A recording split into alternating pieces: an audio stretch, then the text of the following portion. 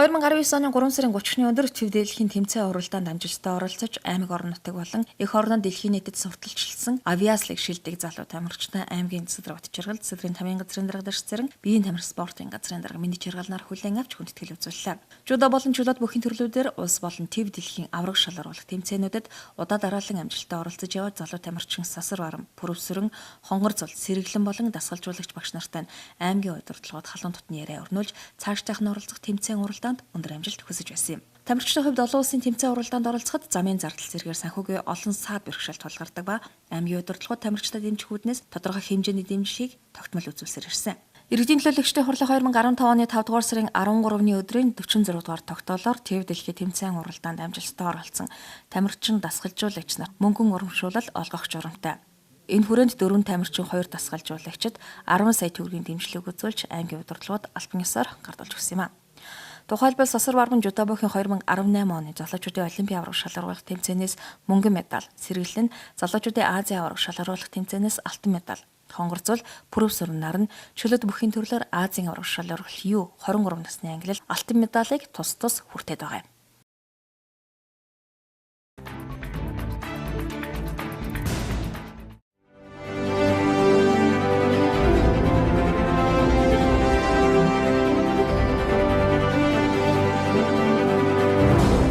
Улсын хурлын гишүүн байгаль орчин хүнсэд аж ахуйн байнгын хорооны дарга лавгагийн элдв очрын санаачлан зохион байгуулсан хамтдаа өдрөлийн үеэр Гурван булаг, Заг, Жаргаланд, Галууд, Баян овоо, Эрдэнэ зохицсондоос бэлтгэсэн цуврал нэвтрүүлгүүд Малчин телевизээр 7 хоног бүрийн даваа, пүрэв, бямб гаригуудад 18 цагаас гарч байгаа тул төрж өссөн сайхан нутгийнхаа уул ус, ургамал байгаль, ахан дус, хүн зан олныхоо өрнөн их аж байдлын талаар та бүхнийг тухлан саадаж өргөнөөр үзхийг урьж байна. За би Боцгон сумын 6 дугаар хагийн иргэн лавдэрч ирсэн байна. За одоо өмнө танах нүүсээр галддаг байхад ер нь сар хичнээн төрлийн нүүс сэргэлдэг байсан. Одоо ингээд цахилгаан халаалттай болчоор ямар үр ашигтай, ямар ашигтай байна. За өмнө нь нүүр төлдөг байлаа. Тэгэхэд бол одоо өвөлдөө манах чинь дэлгүүрт 3 тоноор нүүр төлдөг байсан. Өвөлдөө. Гэртэйгээ нийлэх хэмээл 7-8 тоног төлдөг. Нүүр төлнө гэдэг үл хэцүү шүү дээ. Тийм ээ. Гал төлнө гэдэг чинь. Одоо дэлгүүрт их дортог утаа болно. Юутай байсан. Гүндрэлтэй байсан. Одоо энэ халаалт тавьснаар бол үнэхээр сайхан байна. Халуун байна. Сайхан байна. Цэвэр зэмцгэр байлгана. Тийм ээ. Тэгэхээр бол одоо халаалт бол үндэ сайхан байна.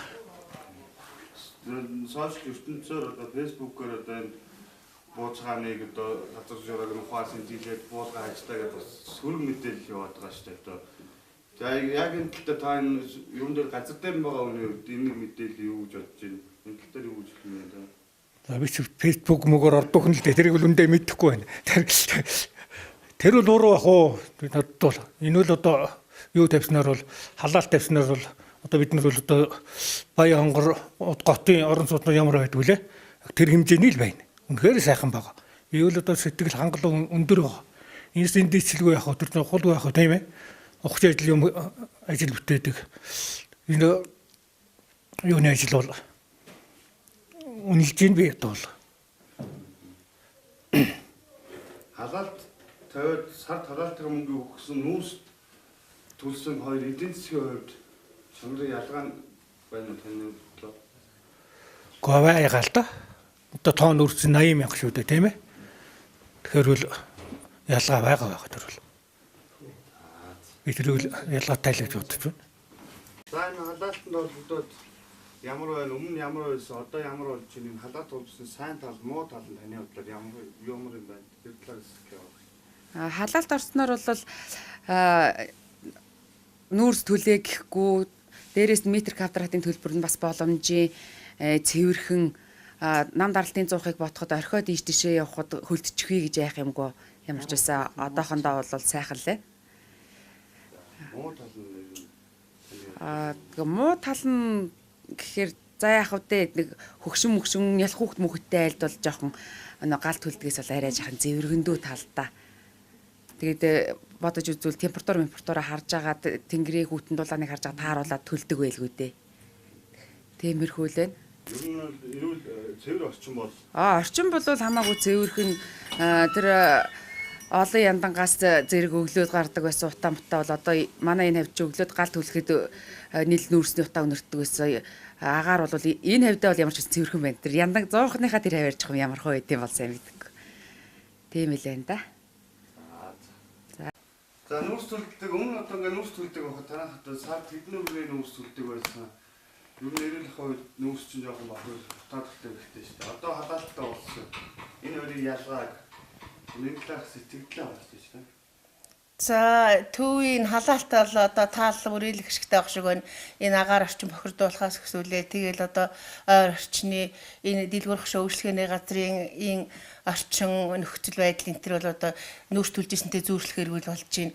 Ямар ч байсан дулаахан нүүрс төлөхөд бол өглөө ажиллагаа ихтэй гална. Одоо бол өдөртөө халаалтанд орсноор бол галгаа байхгүй нүүрс төлшний үн хэмнээд тэгээд одоо орчин нөхцөл их цэвэр тохиолдох байгаагаар л одоо биднэрт хийлүү даваа байна да. Ер нь бид нар одоо энэ бас халаалтанд одоо бууцгааны үндсэндээ одоо түүхэнд бол нийтийн энэ халаалт төвийн халаалт ингэж орж ирсэн энэ ахуйн хэрэглэнд орж ирж байгаа нь бол биднэрт одоо бас их ашигтай их сайхан амьдралд их тустай л юм болж байна доо. Ойр орчин төслөөс өсвөл энэ багаарын бохирдол тэгэл одоо алиг тэрх хэвдээ энэ үйлчлэгээний газар бол барааны тоос шороо утаад ортог хүндрэлтэй байдаг. Одоо энэнд орсноор бол нөхцөл байдал бол аль өөрөөр иргэл их айтайхан сайхан болж байна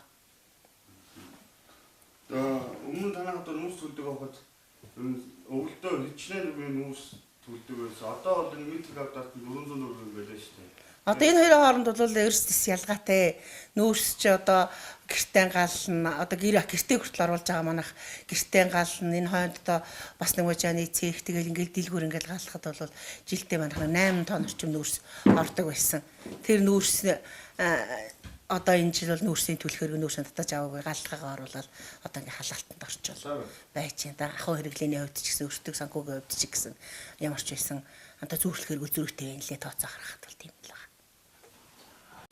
За халаалт ороод өмнөх нөхцөл байдлаас ямар нүүрс төлж яхад хэд галдаг байсан сардаа хичнээн төгрөгийн нүүрс хэрэглэдэг байсан. Одоо Энэ халаалттай болоод орчин зүйхэн болж байна. Энэ талаараа сэтгэлээ уулзаач та. За халаалт ороод бол юм болгоны одоо цэвэр нөхцөл одоо орчин бүрдэж бид бүгдээ одоо гал төлөхээс яагаад сайхан байна уу? Тэ халаалтыг бол одоо тавьсан эрдэнэсэн мэлжээ дүүдээ их баярлж байна. Тэ бид одоо бидний ажлыг хөнгөлж өгч байгаа. Нэг талаасаа. Тэ. Анх өмнөд нүүрс төлдөг сард хичнээн төгрөгийн нүүрс төлдөг байсан. Ерөнхийдөө бид хэд болохоор яг наривчлал тооцоогүй л дээ. Тэгээд ерөнхийдөө бол нэг 2-3 тонн нүүрс төлж ийсэн. Тэгээд одоо энэ халаалттай өглөө ороод ирэхэд ядаж дулаахан байх юм хөлднөгөө санаа зовох юм балга тий. Тэгээ ажил хөнгөвчлж өгсөнд их баярлж байна. Халаалт бол одоо тал бүрийн л ашигтай байна доо. Тий. Одоо тэгээд одоо шүн ингээ бараа буудаг байхгүй юу? Тэгээ хөлтг юмнууд оруулж ирэхэд гал төлж яхад бол биднүүд яах бол одоо ахиж гал төлөхгүй хөлтглөө яах юм санаа зовол юм алга. Тэ. Одоо ерөөс оруулж ирээл готоос ч бараа ирж яа хөтөн бараа орж ирээл ингээд өглөө бүгд яаж яа бараа хөлтг асуудлаас бол нэг л ангиж ирж байна. Биднүүдийн бас ажил гал төлөхөөс ангиж ирж байна. Энэ бол бас нэг талаа сайн талтай юм болж байна. Би энд бол одоо сэтгэл хангалуун байна уу гэж хэлье. Одоо энэ сүүлийн сошиал ертөнцөөр одоо ингээд бууцгаан холбоотой олон асуудал тэрний нэг одоо шин сумыг одоо нурааж буулгаж цагаад бэлдэж гэх шоом хүмүүс яриад байгаа. Энэ талаар одоо ямар тайлбар вэ? Энэ одоо яг ямар хүчтэй зүйл вэ? За хоёр нь бол сошиалор бол тиймэрхүү ярианууд явагдаж байгаа. Гэхдээ Манай сумын хувьд бол шин сумын цогцлогоор барилга байгууламж маань ашиглалтанд орж хэвийн үйл ажиллагаатай явж байгаа. Анх энэ шин сум маань ашиглалтанд орохдоо 200 таагаар шин сумын барилга байгууламжийг өгсөн байдаг. Гэхдээ одоо явцын донд бол одоо хятад улсад үйлдвэрлэгдсэн энэ зуухны сэлбэг олдохгүй улмаас нэг зуухыг нөгөө зуухаар нь сэлбэг маягтай явсаар байгаад ганцхан зуух үлдсэн. Тэгээд энэ ганцхан зуух хэрвээ цаашдаа доголд левдрал гарвал шин сум маань нэгдүгürt одоо хүлдчих юм аюул осол бий болоод байгаа. За хоёрдугаарт бол ер нь энэ шин сумынхаа зууган дээрээс хуучин барилга байгууламжуудаа холбоод одооны үйл ажиллагааг хийя гэд бид нар дүгнэлт саналтай судалгаатай холбогдох хүмүүстэй уулзаж ярьж үтсэн. Тэгэхэд бол одоо нийтийн зуух маань нийт одоо хүчин чадлынхаа 75% ашиглаж байгаа учраас энэ томоохон барилга байгууламжуудыг орох ямар ч боломжгүй гэсэн юм тайлбаруудыг өгч байгаа юм. Тэн тухайн үед нь ажиллаж байсан улсууд гэсэн үг. За тийм учраас бид нар нэгдүгээр энэ шин сумын төрийн барилга байгууламж гэдэг бол Монгол Улсын засгийн газраас хийж хэрэгжүүлсэн маш томоохон арга хэмжээ. Үүнийг одоо бүрэн бүтнээр нь цааш нь улам хөгжүүлж авч явахын тулд нөгөө талаар энэ одоо зүүн дан ганцын төрийн татаас мөнгө авч хэдэн төрийн албаач нарын тоглог орчин суугаш иргэдийнхээ амьдралын чанарыг сайжруулах, нүүрснээс нь салгах, боломжтой сайхан тавтаа тухтай байр орчин нөхцөлд амьдрах ийм боломжийг хангах зорилгоор мөн одоо галгааны уурын зуухнуудыг багасгах ийм нөхцөл боломж зорилготойгоор энэ нэгдсэн дулааны шугамшуулжийн ажлыг оруулж ирсэн. За ойлгоогүй зарим хүмүүс эсвэл одоо улс төрийн зорилгоор энэ одоо сошиалын орчин дээр шин сумыг сөөрүүлж гэсэн утгатай зөвлөдийг үл ярьж байгаа. Яг өнөөдрийн 2018 оны 12 сарын одоо 14-5-ны байдлуудаар үзэхэд бол шин сумыг одоогийн байдлаар нэгдсэн дулааны шугамд холбоогүй л явж байгаа. Яг хуучин юу навж байгаа. Тэгээ энэ дээр дээрээс нэмээд одоо шин сумыг халаалтын өсгөө болгосон байна ч гэдэм үү. Одоо байгаагаас нь дордуулж байгаа юм байна гэсэн юм буруу одоо мэдээллүүд нийтэд тараах зорилготой явагдсан. Энэ мэдээллийн эсрэг хэлэхэд одоо байгаа шин сумын байдал одоо байгаас эзэс тордохгүйгээр бид харин ч илүү ашиглалтыг сайжруулж явж байгаа. Ер нь бол шин сумын барилга байгууламж маш сайн төсөл боловч хийж байгаа одоо хийгдсэн хүмүүсийн зарим сэтгэл хандлага дутагдсанаас шалтгаалсан олон зүйлүүдийг бол одоо бид нар төрийн байгууллагууд үүрч байгаа шүү дээ. Соёлын төвөнд гэхэд одоо маш хүндрэлтэй соёлын үйлчлэгийг явуулах боломжгүй байна. Заалны шал халтаргаатай болмоос хүүхдүүд маань гэмтэж бэртэж гин гэдэг юм олон зүйлүүд бол бас байгаа. Гэтэ бид нар үүнийг одоо жилийн үндсэн чиглэл төлөвлөгөөнд тусгаад илүү сайхан болгож хөгжүүлж авч явахын тулд хичээж ажиллаж байгаа. Ер нь сошиал орчингоор альва зүйл хийсэн нэг нүдээр үзэж газар дээр нэрчээд тэгээд дараа нь хүмүүсийг доромжилж ингэж дураараа ярмаар байгаа юм. За энэ тэнд байж байгаа хүмүүс болон орон нутгийн маань иргэд одоо энэ бидний ажлыг маш сайхнаар хүлээж авч байгаа учраас бид бол энэ дээр айхгүй байгаа.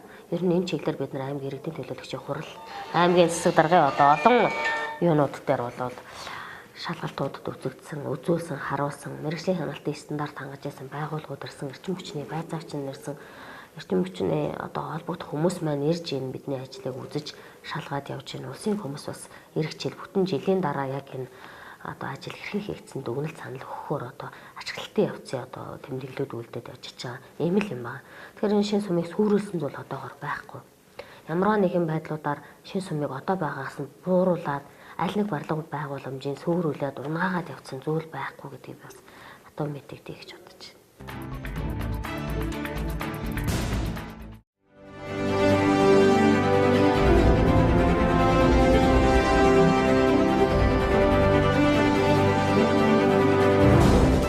Улсын хурлын гишүүн байгаль орчин хүнсэд аж ахуйн байнгын хорооны дарга лавгагийн элдв очрын санаачлан зохион байгуулсан хамтдаа өдрөлийн үеэр 3 булаг, заг, жаргаланд, галууд, баян овоо, эрдэнэ зохицсондоос бэлтгэсэн цуврал нэвтрүүлгүүд малчин телевизээр 7 хоног бүрийн даваа, пүрэв, бямб гаригуудад 18 цагаас гарч байгаа тул төрж өссөн сайхан нутгийнхаа уул ус, ургамал байгаль, ахын дус, хүн зан олонныхоо өрнөн их аж байдлын талаар та бүхнийг тухлан саатаж өргөнөөр үзхийг урьж байна.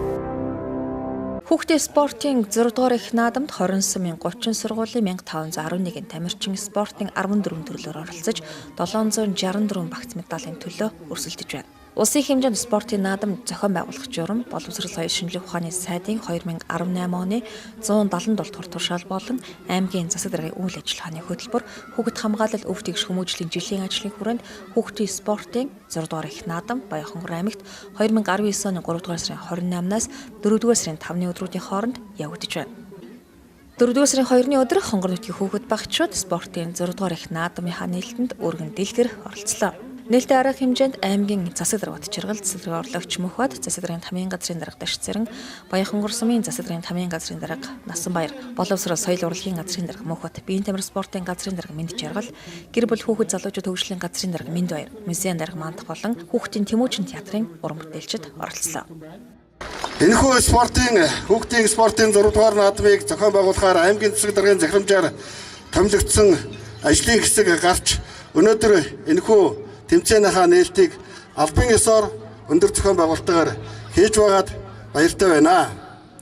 Альва хүүхд багчууд ирээдүйд хэн болох, эх орныхоо өмнө хүлээсэн үүрэг даалгавраа хэрэгжүүлэх, эх орондоо хэрэгтэй хүн болох асуудал бол хүүхд багчууд та бүхний маань багаасаа олж авсан суур, боловсрол, хүмүүжлтэй холбоотой. Энэний нэг салшгүй хэсэг нь бол яахааргүй спорт, их спорт мөн.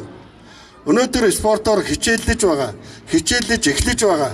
Өнөөдөр сургууль, сум орон нутгийнхаа нэр хүндийг өндөр төрөхөөр энэхүү сайхан спортын арга хэмжээнд энэ наадамд оролцоно гэдэг бол хүүхэд та бүхний маань нэг насны бахархал болж үлднэ гэдэгт миний бие итгэлтэй байна. Аймгийн засаг дарга Батчиргал хувь хүний хөгжил төлөвшөлт нийгэмшлийн сайн үлгэр дуурайлал тус их наадмаар дамжин олон хүүхэд багчуудад сууж улмаар Хонгор нутгийнхаа нэрийг гаргасан сайн тамирчид улс төв дэлхийд нэрээ гаргаж байд. Баярлаж бас бахархаж явдлаа энэ хоёр илэрхийлэн хүүхэд багчуудынхаа спорт их наадамд өндөр амжилт хүслээ. Сая жилийн 6 дугаар их наадам бол бидний хувьд нэг өвдөж хүмүүжлийн жил. Хүүхдийн жилийнхаа үйл ажиллагаат хүүхд хамгаал өвдөж хүмүүжлийн жилийн ажлыг салшгүй хэсэг болгож явуулж байгаа онцлогтой байна. Тэгэхээр спорт бол өөрөө бас хүүхдийн хөгжил хүмүүжлэлд маш их ач холбогдол өгдөг. Спортод одоо аранг, зэрэг, дэв, ависын хүндэтгэх, ахмад цалтайгаа хүндэтгэх гэдэг маш одоо сайхан тийм уламжлалж ирсэн сайхан соёл бол байдаг. Энийг нэгдүгээр одоо сэргийг хөгжүүлэх тал дээр анхаарах хэрэгтэй. Хоёрдугаар яг спортоор хичээлж байгаа хүмүүс ямар одоо муу зуршаас татгалзах хэрэгтэй бай. Эрүүл мэндийг хэрхэн хамгаалах хэрэгтэй вэ гэдэг талаас одоо яг энэ дээлтэн дээр бас лекц уншина. Одоо эрдэмтэн хүмүүстэй дуудаж лекц уншуулж байгаа. За үүний дараагаар одоо бас яг ухаарал хайрлсан бас тоглолтуудыг хийнэ гэдэг. Энэ бол бид нар спортын уралдаан тэмцээнээс гадна соёл хүмүүжил төлөвшлийн одоо чухал ажиллагаадыг бас хамтдаган зохион байгуулж байгаа юм. Тэгээ энэ жил бол бид нар нэлээд хашаалт өгж байгаа. Өмнө нь орон нутгаас ирсэн хүүхдүүд одоо тэгэл буудалд одоо байрлах боломж нөхцөл байхгүй. Айл ханаар таарж байрладаг. Энэ одоо спортын одоо бэлтгэлээ нэгдсэн бэлтгэл хийх, нэгдсэн зохион байгуулалтаар хамрагдахад одоо бас өчөр дутагдaltaй байдаг байсан бол энэ жил бид нар энэ хугацаагийн ч гэсэн сурагчдын амралтыг тааруулаад тэгээ бүх сургуулиудад одоо бас үүрэг чиглэл өгж хамтарч ажиллаад тэгээ энэ хүүхдүүдийг одоо хуваарлаж байрлуулж байгаа. Орон нутгийн хоол хүнс наасаа хунааны зардлыг гаргаж байгаа. Байрны асуудлын бусад одоо шаардлагатай зардлыг бол ажлын хэсэг аймгийн засаг даргын ивэл дээр одоо хамтран босгож зохион байгуулад ингэ явж байгаа. Тийм учраас энэ жил бол энэ манай аймгийн хүүхдийн хүмүүжил хүүхд хамгаалалт өвд биш хүмүүжлийн жил болгож ингэ зарласантай уйлдаж энэ бол их онцлогоор явж байгаа. Тэгээ энэний дараа бол энэ үйл ажиллагаануудаас үргэлжлэж явсараагаад тэгээд 8 сард улсын хүүхдийн спортын үндэсний их наадам болно. Энэ үндэсний их наадамд одоо бас амжилт гаргахын төлөө бас тухайлан одоо бэлтгэл сургалтуудыг чамбаар уужиж одоо яг эндээс гарсан амжилтыг баттгаж улам одоо жившээж гарч ирсэн тамирчид тухайлан бэлтгэх асуудлыг бас зардлын асуудлыг шийдвэрлэж ингэж одоо хамтарч ажиллаж үр дүн гаргахын төлөө бас хамт явна гэсэн.